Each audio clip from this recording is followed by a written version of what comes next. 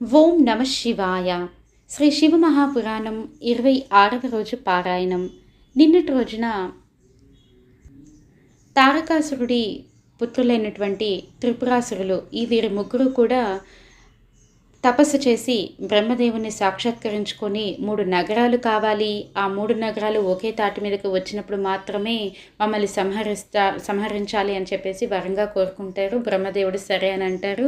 వారందరూ మొత్తం ప్రపంచాన్ని అంతా తిరుగుతూ అందరినీ ఇబ్బంది పెడుతూ అల్లకల్లోలం చేస్తూ ఉంటారు. దేవతలందరూ కూడా శివుడి దగ్గరికి వెళ్తే శివుడు ఆ ముగ్గురు కూడా ధర్మంగా ఉంటున్నారు, ధర్మాన్ని అనుసరించే వాళ్ళని నేను ఏమీ చేయలేను అని చెబుతారు. అప్పుడు బ్రహ్మదేవుడు, విష్ణుమూర్తి వీరందరూ కలిసి ఒక వ్యక్తిని, ఆరిహనుడు అనే ఒక వ్యక్తిని సృష్టించి, ఒక శాస్త్రాన్ని సృష్టించి ఆ పనికి మాలిన శాస్త్రం ద్వారా ఈ ముగ్గురు త్రిపురాసురులని కూడా ధర్మభూయిష్టం చేయమని కోరుకోగా, ఈ అరిహనుడు నారదుడిని సహాయం తీసుకొని నారదుడు కూడా ఈ మతంలో స్వీకరించినట్టుగా త్రిపురాసురుల దగ్గరికి వెళ్ళి ఆ మతాన్ని స్వీకరిస్తారు. మతాన్ని స్వీకరించిన తర్వాత వాళ్ళు ధర్మంగా ఉండడం, సంధ్యావందనం చేయడం లాంటి కార్యక్రమాలన్నీ కూడా చేయడం మానేస్తారు. అప్పుడు దేవతలందరూ కలిసి శివుడి దగ్గరికి వెళ్ళి ఇప్పుడు త్రిపురాసురులను సంహరించండి అని చెప్పి కోరుతారు. అప్పుడు శివుడు సరే మీరు యుద్ధాన పరికరాలన్నీ సిద్ధం చేయండి అని చెప్పారు. ఇదంతా కూడా నిన్నటి రోజు అండి. ఈరోజు మరి ఆ యుద్ధ సన్నాహాలు ఏమిటి, త్రిపురాసురులను శివుడు ఏ విధంగా సంహరించాడు అనే విషయాన్ని తెలుసుకుందాం. దేవతలు రథం చేసే పనిని విశ్వకర్మకు అప్పగించారు. సర్వలోక సారాన్ని ఆకర్షించాడు విశ్వకర్మ. దానితో చేశాడు రథాన్ని. ఆ రథం ఎలా ఉంది అని ఇక్కడ వర్ణిస్తున్నారండి, చెబుతున్నారు ఎవరెవరు రథం యొక్క వస్తువులుగా మారారు అని. ద్వాదశాధిపతులు 12 ఆకులు కాగా ప్రత్యక్ష తేజోమూర్తి అయిన సూర్యుణ్ణి రథానికి కుడి చక్రంగా అమర్చారు. 16 కలలతో కూడుకున్న చంద్రుణ్ణి ఎడమ చక్రంగా అమర్చారు. 6 ఋతువుల్ని కమ్ములుగా చేశారు. ఆకాశాన్ని అవకాశంగా మలిచాడు. మందరగిరిని రథస్థలంగా మార్చాడు. ఉదయ అస్తాచలాలను నొగలుగా కూర్చారు. మేరుగిరిని అధిష్టానంగాను, కేసర పర్వతాలను ఆశ్రయాలుగాను, సంవత్సరాలను రథం వేగంగాను, అయనాలను చక్రాల కూర్పులుగాను, ముహూర్తాలను చక్రం అనే నేల క్రింద ఉండే కర్రలుగాను, కలలు చీలలుగాను, కాష్టలు గోనములుగాను, క్షణాలు రథపు కలపగాను, నిమిషాలు నొగలి క్రింద ఎత్తుగా పరిచే తుండుగాను పేర్చారు.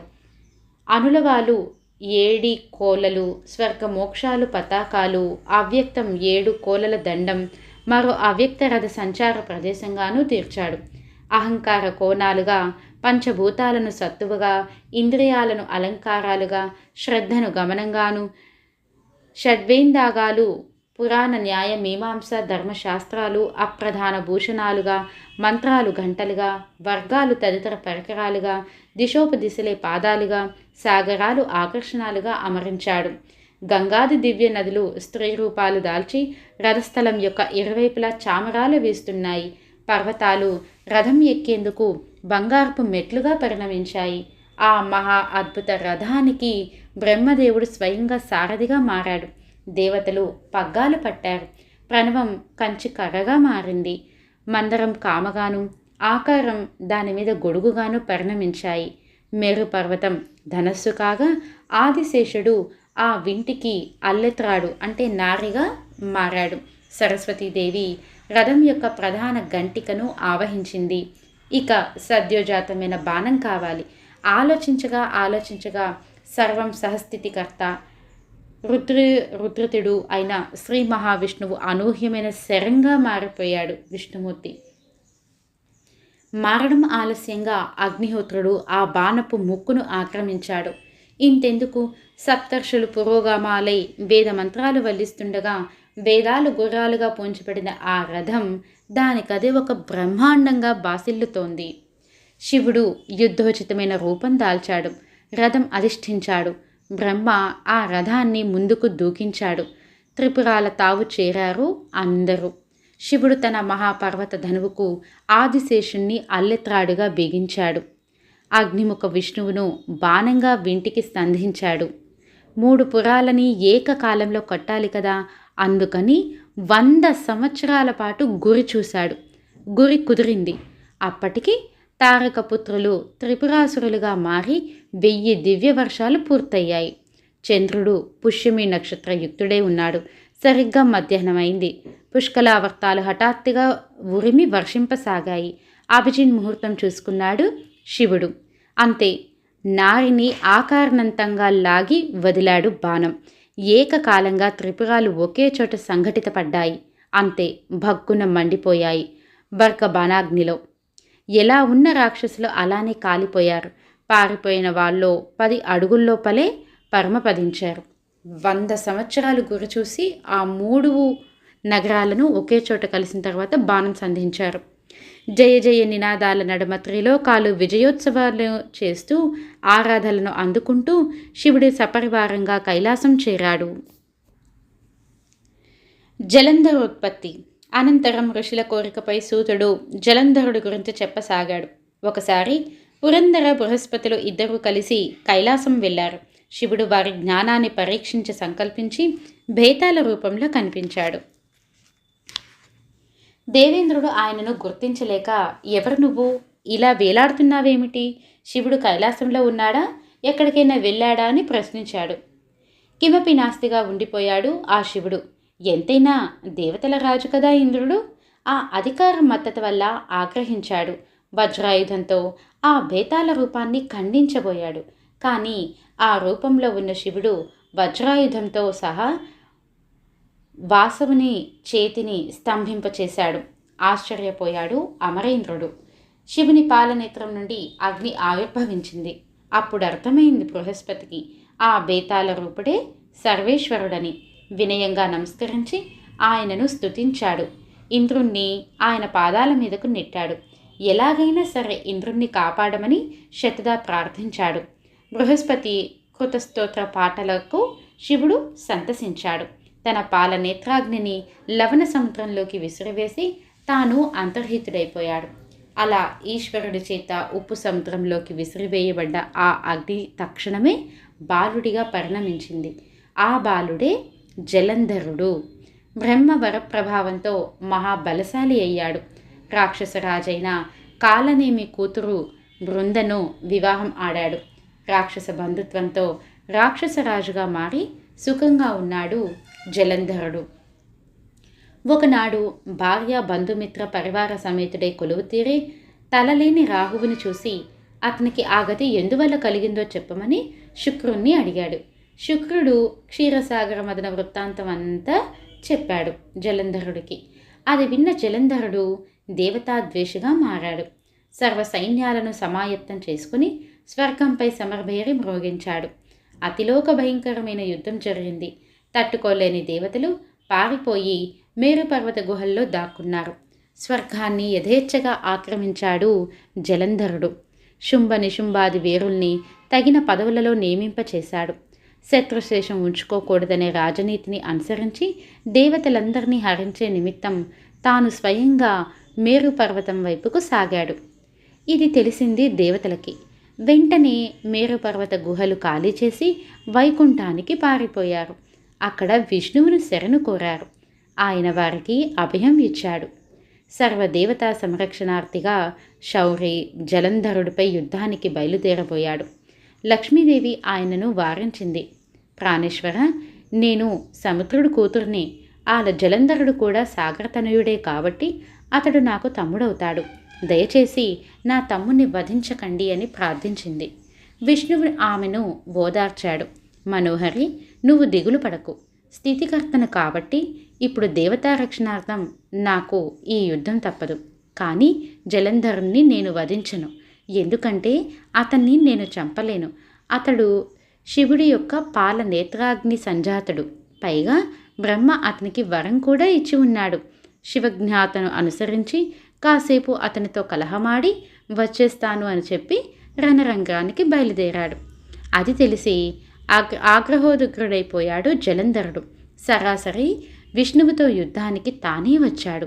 అంతూ పొంతూ లేకుండా సాగుతున్న ఆ జలంధర జలజనాభుల జగడంలో జయలక్ష్మి ఎవరిని వరించకపోవడంతో అఖిల లోకాలు ఆశ్చర్యంలో మునిగిపోయాయి. తుదిగా విష్ణువు చిరునవ్వు నవ్వుతూ, జలంధర, ఆది కాలం నుంచి రాక్షసులకు నాకు రగడ జరుగుతూనే ఉంది.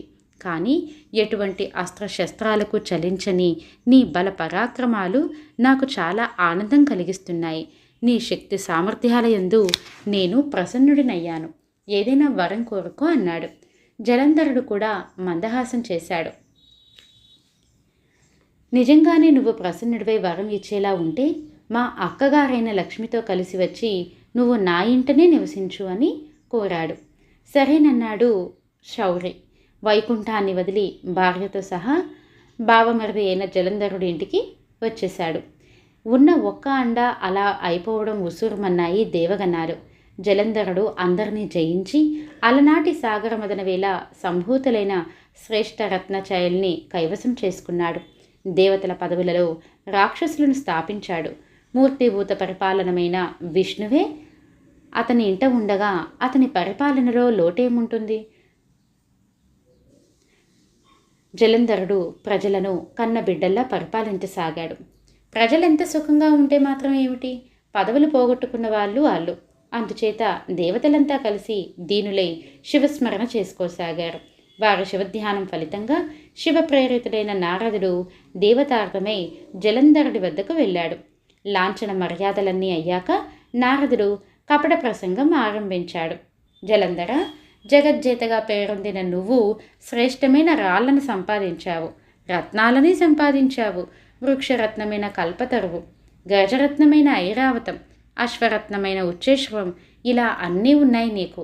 కానీ నారీరత్నం లేదయ్యా. స్త్రీలందరిలోకి సర్వశ్రేష్ఠ పార్వతి. ఆవిడ్ని కూడా నీ జనాలలోకి చేర్చుకుంటేనే తప్ప నీ జగజ్జేత బిరుదానికి సార్థకత లేదోయని చెప్పాడు. జలంధరుడి మనసును జగన్మాత మీదకి మళ్లించి తన దారిని తాను చక్కాపోయాడు ఆ జగడాల మారి నారదుడు. వెంటనే రాహువును శివుడి వద్దకు రాయబారిగా పంపాడు జలంధరుడు.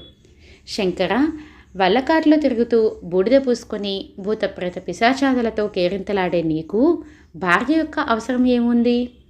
ఉన్నా పార్వతి వంటి ప్రపంచోత్తమమైన పడతిని పరిపూర్ణంగా ప్రేమించడం నీ వల్ల కాదు. ఇది స్త్రీ నిరాదరణ నిరోధ చట్టం. అలా వాటి కింద నేరమే అవుతుంది.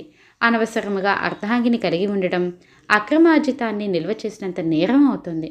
కాబట్టి ఈ కబురు అందిన వెంటనే మీ ఆవిడి అయిన మీనాక్షిని రత్నాకర పుత్రుడనైనా నాకు సమర్పించుకో అని చెప్పమన్నాడు.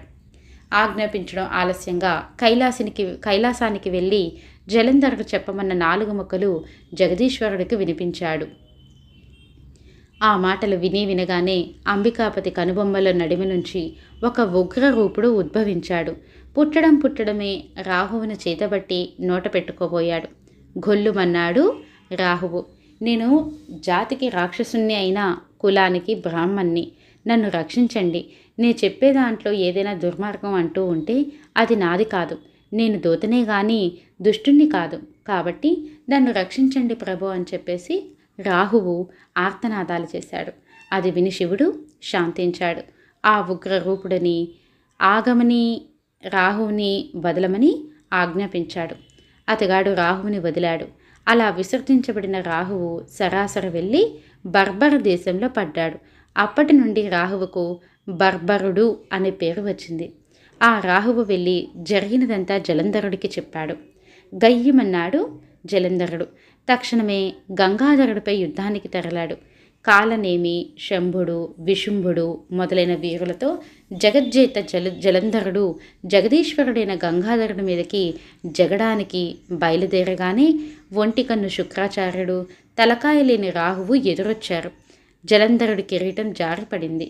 మేఘావృత్తంగా కాకుండానే ఆకాశం నల్లబడింది.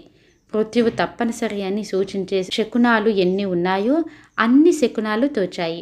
అదే అదనుగా భావించి దేవతలంతా సాంబశివుణ్ణి ఆశ్రయించారు. తమ కష్టాలు చెప్పుకున్నారు. లక్ష్మీనారాయణుల పరిస్థితిని వివరించారు. వెంటనే శంకరుడు విష్ణువుని స్మరించాడు. తక్షణమే ఆయన ముందు స్ఫురించాడు. ఏమిటిదంతా అని అడిగాడు ఈశ్వరుడు.